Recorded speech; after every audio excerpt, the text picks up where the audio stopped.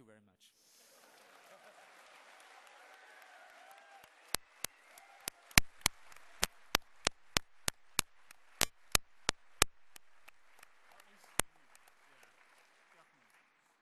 Something only monochrome could come up with. Thank you. So today we're going to talk about File Vault, and I think that the results should be interesting for everyone here. I'm interested to know, though, everyone in the audience, if you use File Vault or if you have a Mac or something along those lines, maybe a different Descripto program, could you raise your hand?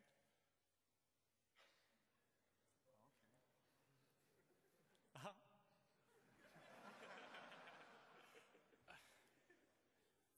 So we're going to talk about what File Vault is, and we're going to talk about problems that other people have found and that we found with File Vault.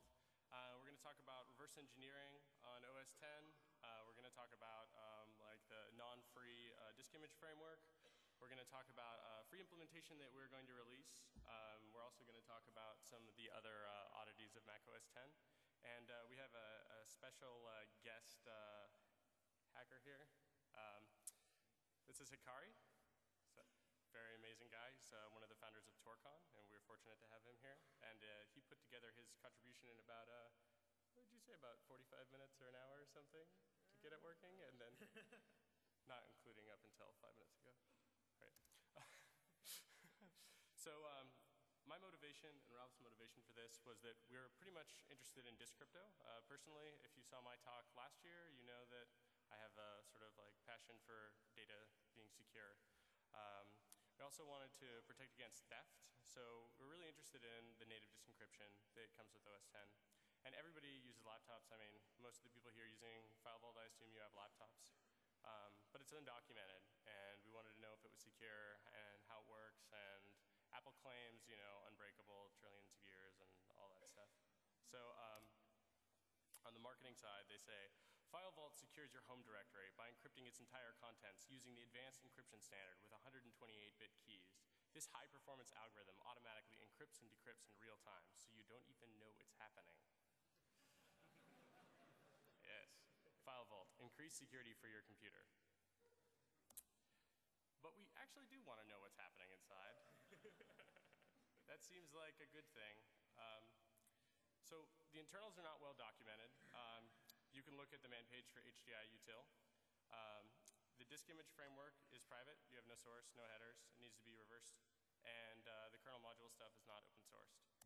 So what we looked at first was there's the only documentation around is for the HDI util. This is very good because HDI util has a command that allows you to list all the plugins. Disk images is like a very modular framework, so it consists of different plugins. And so far, the only third-party plugin known that was developed outside of Apple's is a plugin for virtual PC images. Now, there's a front end and a back end. The front end is the HDI util program. The back end consists of basically a kernel module that's handling the attach of disk images and a couple of helper programs such as disk images helper, and HDI ejectd. Now, when you, oh, you have to go to the next slide. This disk image framework has several backing stores. Backing stores are basically the containers that hold your data, and there's like a CBSD backing store, which is just for normal files that holds data. Then there's like a CRAM backing store for RAM disks and different other things like a CURL backing store, so it can have like the image on like an HTTP server or HTTPS server. And another thing is you have encodings, and what we will look at mostly in this talk is the C encrypted encoding. That's basically the encoding that does the AES 128 and the other cryptographic stuff.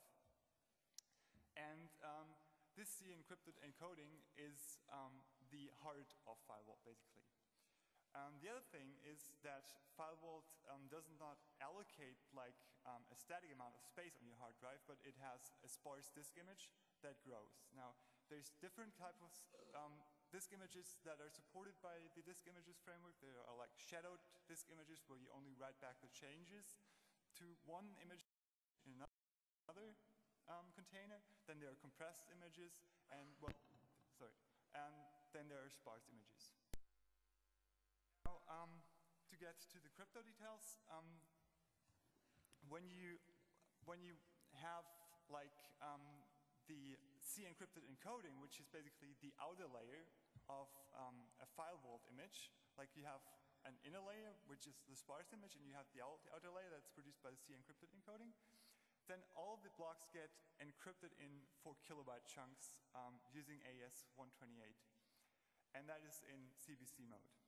Now, the IV for each of these chunks is generated using HMAC SHA-1, and the key for there's a key that's used for generating these IVs, and that's the HMAC key. I'll go into where these keys come from in a second, but for now it's just an HMAC key. And basically what you do is you have this HMAC key and you prepend the chunk number